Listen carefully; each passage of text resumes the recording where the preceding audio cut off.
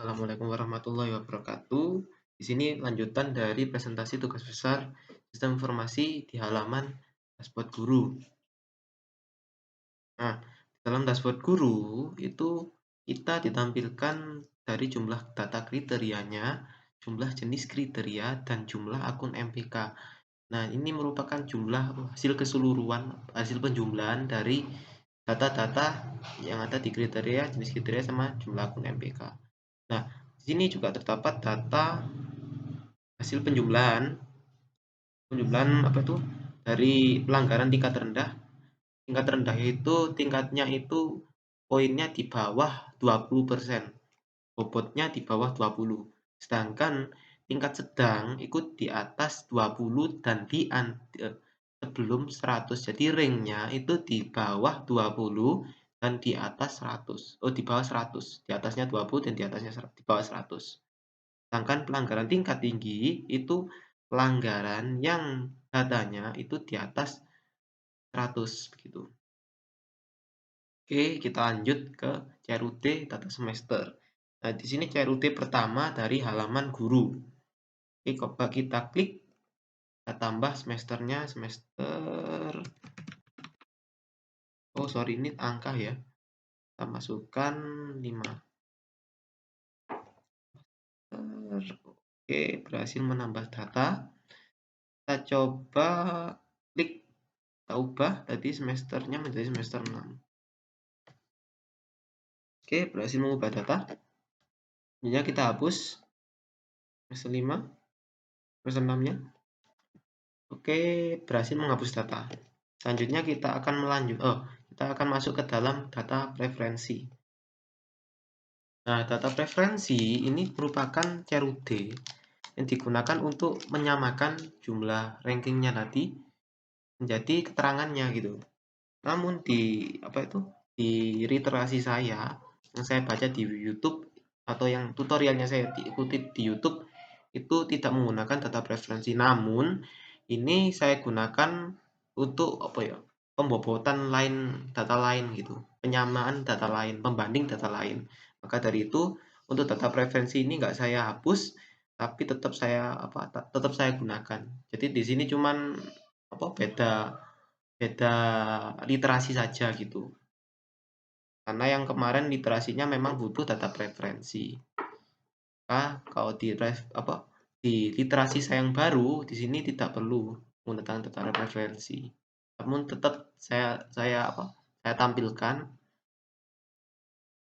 Nanti sewaktu-waktu misalnya saya butuh tinggal mengambil data preferensinya aja begitu. Oke, kita klik tambah data.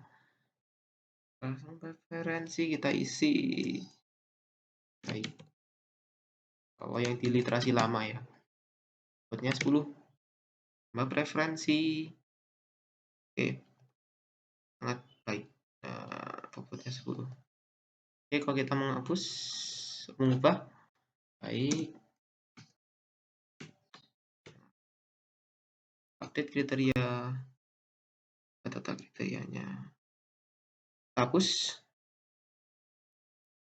Oke. Hasilnya oke ya. Lanjut, kita ke data kriteria.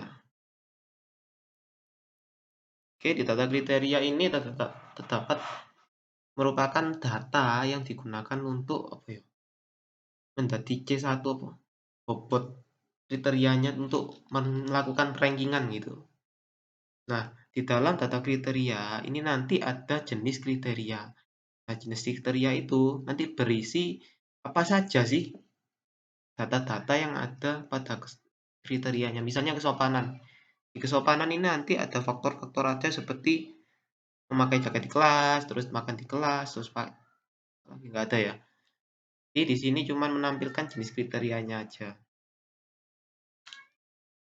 Karena nanti kalau di literasi saya yang kemarin itu hanya menampilkan nama kriterianya aja. Tapi kan bingung kalau misalnya kesopanan itu bobotnya apa aja. Jenis kriterianya apa aja kalau kesopanan. Misal memakai jaket di kelas kan lebih enak gitu. Makanya saya buat jenis kriteria. Literasi yang baru. Oke, kita klik tambah data. Misal di sini saya tambah data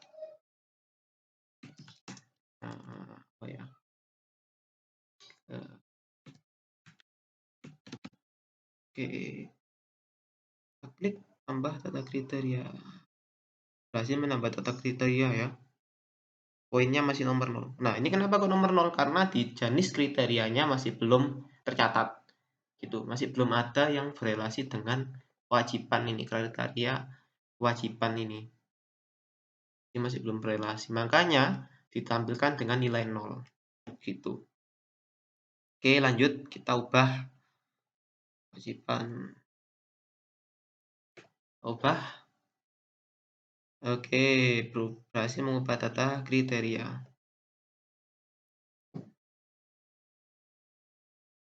Kita hapus. Oke, berhasil menghapus data kriteria. Oke, di sini juga terdapat fitur reporting dari sebuah program, yang mana program ini itu apa? Bukan program ini sih. Ini sistem ini nanti kita mereport data kriteria berdasarkan jumlah bobotnya. Jumlah bobotnya ini masih saya ambil dari jenis kriteria, kita jumlah data jenis kriteria gitu. Oke, coba kita ekspor.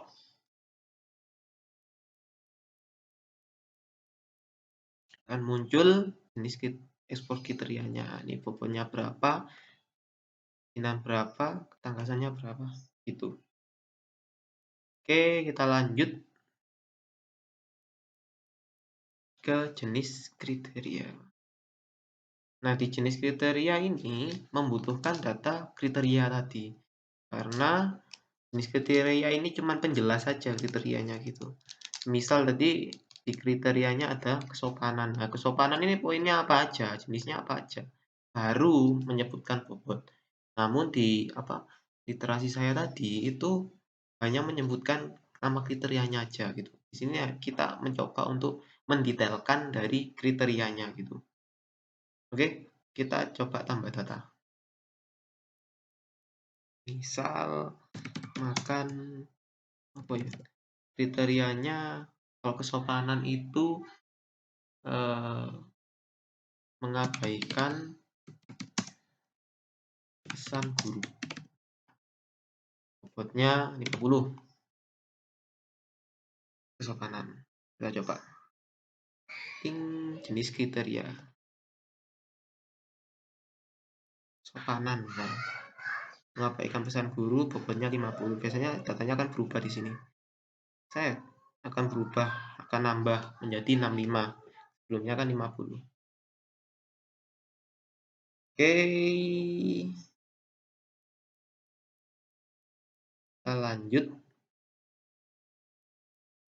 Kita lanjut mengubah data jenis kriteria. Di mana datanya? Kesopanan makan di kelas. Oh, ini mengabaikan pesan guru, misal saya ubah jadi 10. Tetap kriterianya kesopanan, atau saya ingin ubah kemandirian aja deh. Nyoba. Oke, berhasil mengubah data. Kita cek. Oke, sudah berubah menjadi kemandirian. Di sini juga ada fitur namanya ekspor data jenis kriteria, sama juga fiturnya, tapi di sini kita lebih detail gitu. Kalau misalnya kriterianya ini apa saja jenis kriterianya, jadi ekspornya seperti itu. Kita coba klik ekspor, mengekspor data. Oke, nah ini kriterianya, faktornya apa aja kriterianya. Nah, jenis kriteria ini juga menjadi faktor-faktor dari kriteria. Jadi biar gak bingung, misalnya ini kesopanan, misalnya langsung bobot kan bingung nih. Ini kan ada faktornya. Oh, pakai jaket di kelas 5. Terus makan di kelas bobotnya berapa? Ini jenis kriterianya. Jadi lebih mendetailkan gitu. Oke, lanjut menghapus. Saya belum mencoba menghapus ya, maaf. Mengabaikan pesan guru, kita hapus kemandirian. Oke, muncul berhasil menghapus data jenis kriteria. Oke, lanjut ke dalam entry pelanggaran. Nah, Jika dalam entry pelanggaran ini datanya digunakan untuk mengentry pelanggaran dari siswa lah. Datanya ini dari data siswa gitu. Kita klik dulu kalau ingin menambah pelanggaran. Kita klik riwayat pelanggaran. Nah, ini tampilkan riwayat pelanggaran dari siswa tersebut. Nah, kalau misalnya kita ingin mencetak juga bisa, tapi kita ingin menambah data pelanggaran dulu. Nanti data ini kita ranking ya. Data ini kita ranking menggunakan metode SAW pada halaman perankingan. Itu. Kita pilih semesternya dulu, kita pilih pelanggarannya, kesopanan, kita klik tambah pelanggaran. Ya, sip. Berhasil menginput data pelanggaran, maaf. Datanya salah. Oke, kita cek. Tidak ada ya. Terakhir, memakai jaket di kelas. Cuman di sini saya ingin mengubah data pelanggarannya menjadi pelajaran. Satu. Edit. Oke. Basicnya kebalik ya. Maaf, basicnya kebalik. Gak ngebug dikit-dikit. Oke, sudah berhasil mengubah di pacaran jumlah poinnya 20. Nah, ini kita relasikan dengan jenis kriteria yang sudah kita tambah di data jenis kriteria gitu.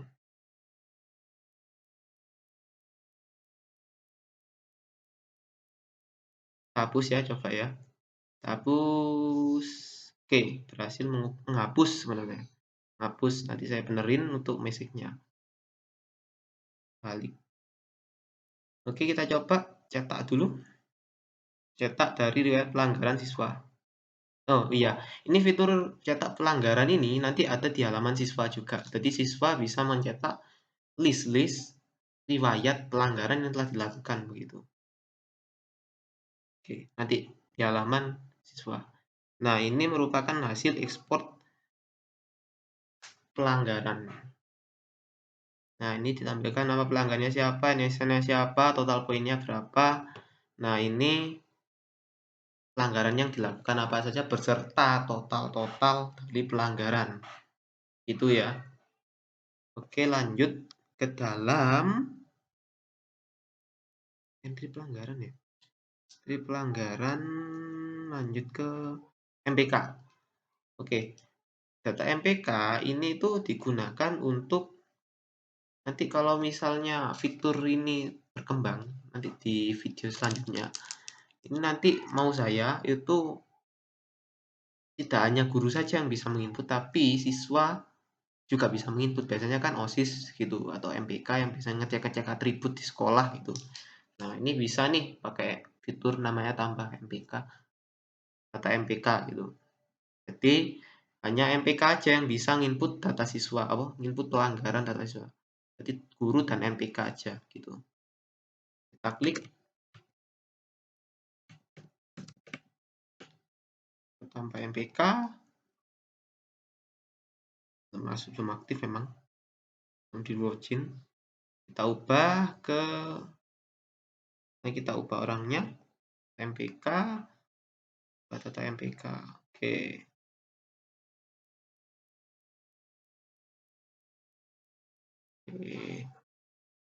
Oke, sudah berhasil. Kita coba hapus datanya. Oke, berhasil menghapus data MPK. Gitu. Ini cuman tambahan fitur aja nanti. Gitu. Kalau misal aplikasinya ingin saya kembangkan, gitu. Jadi kita tidak hanya menggunakan satu data guru saja yang bisa menginput data pelanggaran, namun MPK juga bisa menginput data pelanggaran seperti itu. Lalu di sini ada perankingan. Nah, perankingan ini berasal dari metode SAW yang saya buat pada beberapa minggu yang lalu. Nah, ini total pengerjaannya sekitar 2 minggu hanya mencari metrik saja. Nah, di sini ada alternatif Nah, data alternatif ini didapatkan dari jenis kriterianya tadi, jenis kriteria dan kriterianya. Nah, tapi kalau ini data kriterianya aja, lalu dijumlah total, dan total ini dibagi ini itu kriteria, bobot kriteria dibagi kepentingan, dibagi sama total, dibagi sama total, dibagi sama total. Nah, terus hasilnya ini kepentingan dan dijumlah, disum menjadi ini, jadi satu. Datanya satu. Kalau misalnya bukan satu, itu salah. Gitu. Jadi di sini saya menggunakan metode SAB untuk perankingan siswa. Gitu. Sebenarnya sih tanpa menggunakan SAB bisa, cuman detail dari perankingan itu kurang baik gitu, kurang banyak, kurang bisa dilihat. Ini kan bisa kita lihat dari koma-komaan gini. Dari koma-koma. Ya bisa aja. Jadi kita input mana siswa yang menggunakan pelanggaran tertinggi gitu. Pelanggaran tertinggi. Ini nanti untuk teknisnya akan saya jelaskan pada video terakhir ketika demo backend proses per proses itu. Sementara ini kita backend.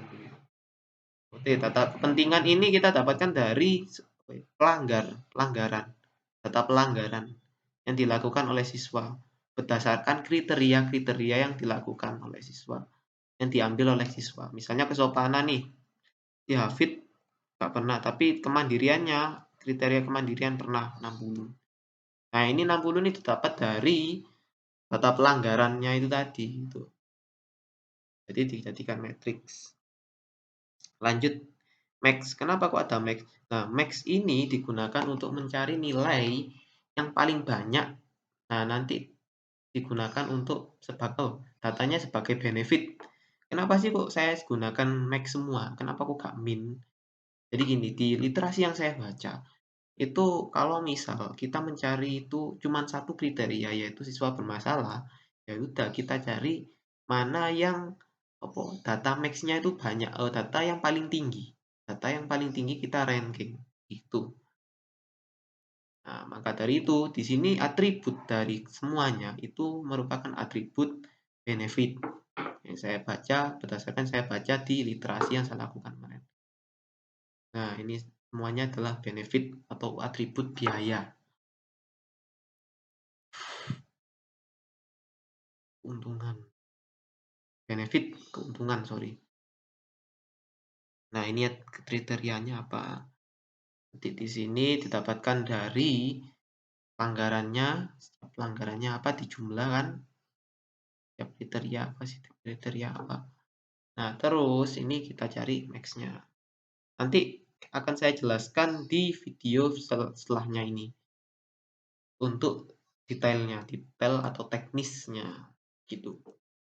Nah, proses normalisasi itu proses hasil dari kriteria dibagi dengan nilai max-nya berdasarkan kriteria-kriteria ini. Nah, setelah menemukan normalisasi, kita melakukan perankingan terhadap data siswa tersebut. Nah, ini rankingnya. Jadi dimasukin ini hasilnya 38. 38, Hafid 29, dan Hafid Lukas 0.